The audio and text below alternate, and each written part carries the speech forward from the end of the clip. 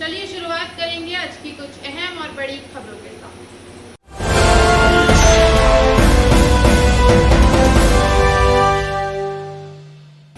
मुख्यमंत्री शिवराज सिंह चौहान का बयान, कहा पॉजिटिविटी रेट गिरता जा रहा है लगातार।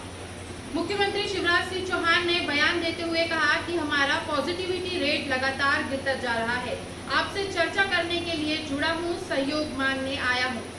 स्वस्थ होने की दर बढ़ रही है, 25% तक पहुँच गया है, जो घटकर 18% तक आ गए हैं। लंबा सफर अभी बाकी है। हम सबसे पीछे हैं।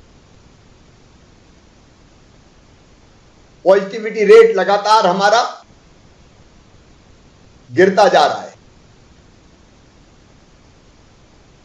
ये 25% तक पहुंच गई थी बढ़ते बढ़ते,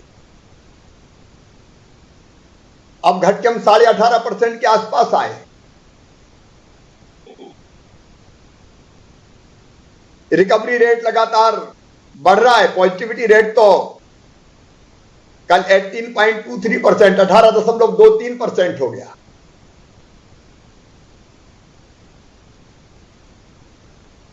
बढ़ते हुए केसों की, पॉजिटिव केसेस की संख्या थम गई है।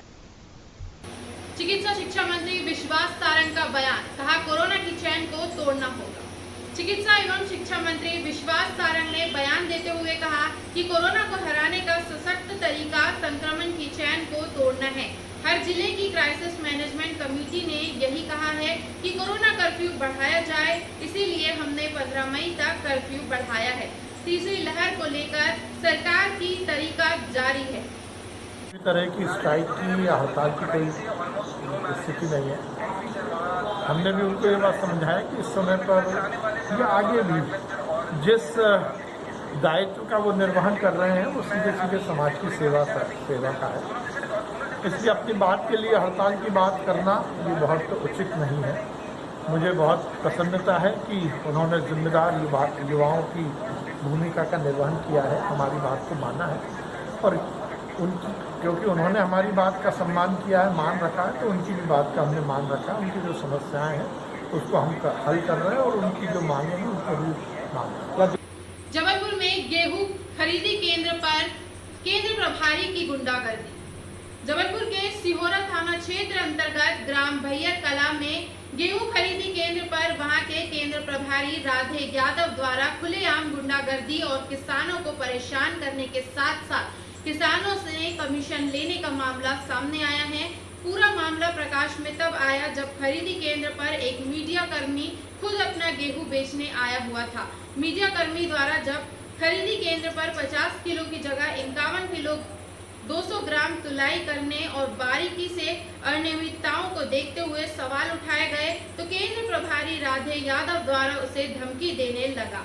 इस बात पर जब मीडिया कर्मी ने नायब तहसीलदार और खरीदी केंद्र के जीएसओ को बुलाया तो राधे यादव ने अधिकारियों के सामने ही गाली गलौज करते हुए मीडिया कर्मी शशांक तिवारी के साथ मारपीट की।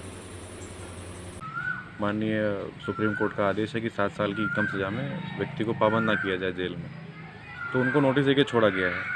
हालांकि जो ये मुद्दा है जिसके बारे में पता लगा है कि जो अनावेदक है इस मामले में, उसके ऊपर पहले से कई लोगों ने आरोप लगा रखे हैं कि समिति में तौलाई के दौरान काफ़ी अनियमितताएँ आई हैं और इसकी जांच जो है राजस्व विभाग भी अपने स्तर पे कर रहा है।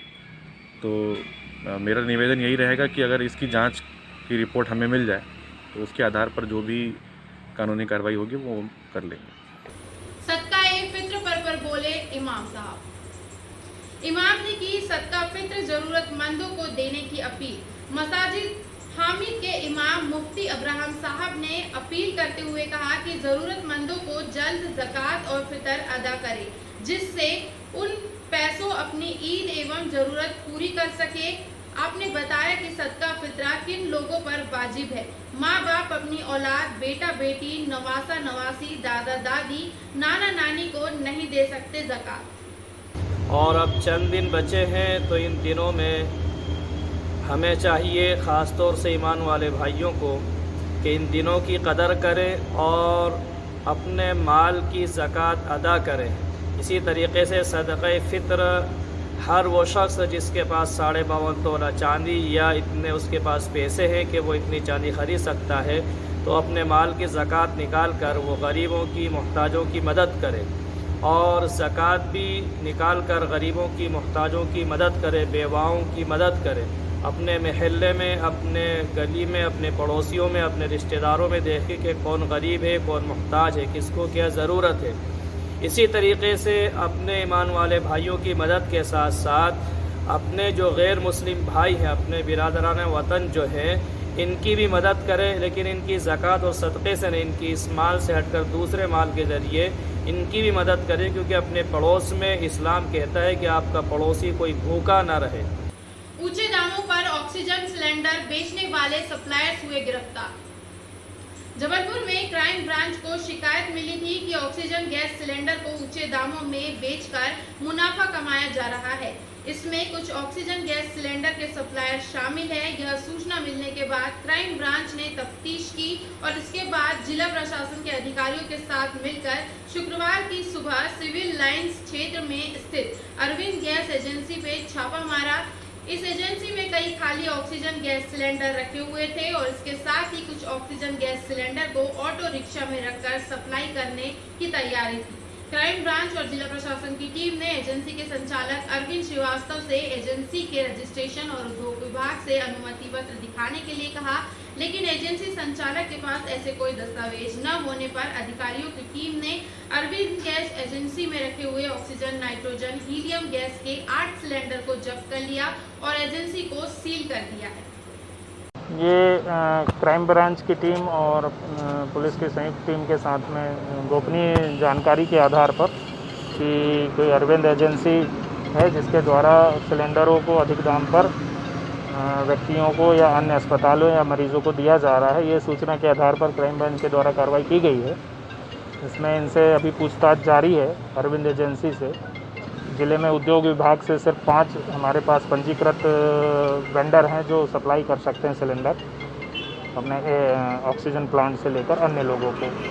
तो अभी पूछताछ की जा रही है। इनके द्वारा अभी मौके पे तो कोई दस्तावेज उपलब्ध नहीं कराए गए हैं। ये अरविंद श्रीवास्तव जी हैं, ये वेंडर है ऐसा वो बता रहे हैं। उनके दस्तावेज तहसीलदार महोदय के माध्यम से बुलवाए गए हैं। अभी फ़िलहाल दस्तावेज जब तक वो दिखाते नहीं हैं तब तक ये परिसर से ये शॉप सील की जा रही है। पत्रकारों के खिलाफ एफआईआर पर बोले डीजीपी। पत्रकारों के खिलाफ बिना जांच के अगर झूठी एफआईआर हुई तो कंटेम्प्ट ऑफ कोर्ट की कार्यवाही होगी। सभी राज्य के डीजीपी को दिए गए हैं निर्देश। देश में पत्रकारों की स्थिति बहुत खराब हो रही है। उनके ऊपर बहुत एक तरह से दमन सा चल रहा है शासन, प्रशासन और पुलिस का। इस बात की शिकायतें पूरे देश से मेरे पास आ रही हैं। तो माननीय सर्वोच्च न्यायालय में साफ तौर कहा था कि किसी भी इस तरह की शिकायत पर डीजीपी को, सभी राज्यों के डीजीपी को आदेश दिए गए कि अगर इस पर किसी तरह का कोई एक्शन और कार्रवाई होगी तो उनके खिलाफ कंटेम्प्ट ऑफ कोर्ट की कार्रवाई कोर्ट के अनुसार मानी जाएगी। इस तरह की बात कहने के बाद भी माननीय सर्वोच्च न्यायालय कह रहा है, हमारा देश का संविधान कह रहा है, कानून कह रहा है कि चौथा स्तंभ है। अगर उनकी बात नहीं आ जाएगी, मीडिया तो सूर्य की तरह है, जब पहुंचेगी तो बुराइयां दूर होंगी, बीमारी दूर होगी। कोरोना की रफ्तार को कम करने के लिए इलाके को किया जा रहा है सैनिटाइज। जबलपुर में संक्रमण की रफ्तार तेजी से बढ़ रही है। वहीं इसी बीच नगर निगम द्वारा की जाने वाली सैनिटाइजेशन की व्यवस्था सुस्त नजर आ रही है। इसी सैनिटाइजेशन की धीमी रफ्तार पर जब नगर निगम के स्वास्थ्य अधिकारी से सवाल किया गया तो उनका बेतुका बयान सामने आया। स्वास्थ्य अधिकारी के अनुसार बीते वर्ष सड़कों, गली मोहल्ले में संक्रमण को रोकने के लिए किया गया था सैनिटाइजेशन, फिजूल खर्ची था। ऐसे में इस बार संक्रमित मरीजों की जो सूची प्रशासन द्वारा उपलब्ध कराई जाती है, नहीं ऐसा नहीं है। सैनिटाइजेशन हो रहा है एक्चुअल पे। आपको भी मैं कहूँ या पब्लिक को भी कहूँ, पिछली बार ऐसा था कि हम लोग एक तरफ से पूरे के पूरे मार्केट कराते थे, रोडें में, बिल्डिंगों में पूरा जो है सैनिटाइजेशन होता था। इस बार ये है कि वो देखा गया कि वो एक अनावश्यक फिजूल खर्ची थी। वो ये देखिए कि जहाँ जिस घर में कोरोना पेशेंट हैं उन घरों में, उनके अगल बगल के घरों में में सैनिटाइजेशन का काम हो रहा है। डेली जैसे ही सवेरे हमारे पास लिस्ट आती है कि कहाँ कहाँ किस किस वार्ड में कितने लोग जो है तो कोरोना पॉजिटिव आए हैं, वो लिस्ट हमारे जोन में आ जाती है। जोन से जो है हमारे यहाँ जो है सारे जो CSI लोग जो हैं उस वार्ड के सुपरवाइज़र के माध्यम से उन घरों में स्टिकर लगाते हैं और सैनिटाइजेशन का काम होता है। इस वक्त की खबरों में इतना ही। आगे की खबरों के लिए बने रहिए हमारे साथ और मुझे दीजिए इजाजत। नमस्कार।